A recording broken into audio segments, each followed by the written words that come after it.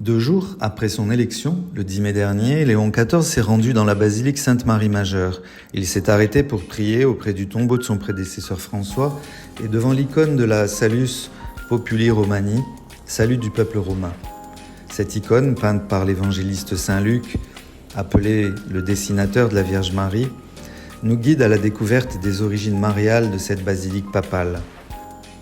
Situé dans le quartier de l'Esquilin, le premier édifice fut construit entre 352 et 366, après que, dit-on, la Vierge soit apparue en rêve au pape Libère pour lui demander de construire une église en son honneur.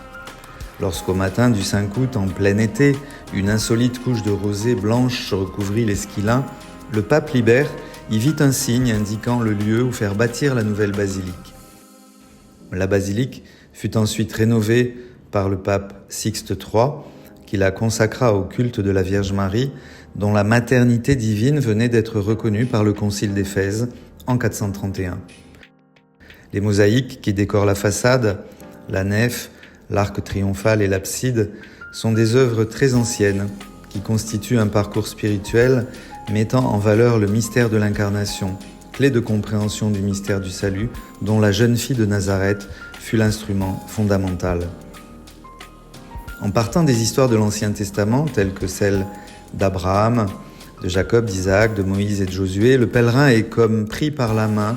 pour parcourir l'histoire du salut à travers les récits représentés sur l'arc triomphal, où l'on peut voir certains moments de l'enfance du Christ et d'autres épisodes tirés des évangiles,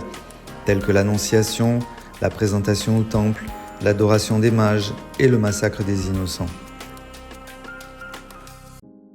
Cette importance donnée à l'incarnation, nous l'accueillons aussi, par exemple, dans la précieuse relique du Saint-Berceau, la crèche dans laquelle fut couché l'enfant Jésus, qui fait de Sainte-Marie-Majeure la Bethléem de l'Occident.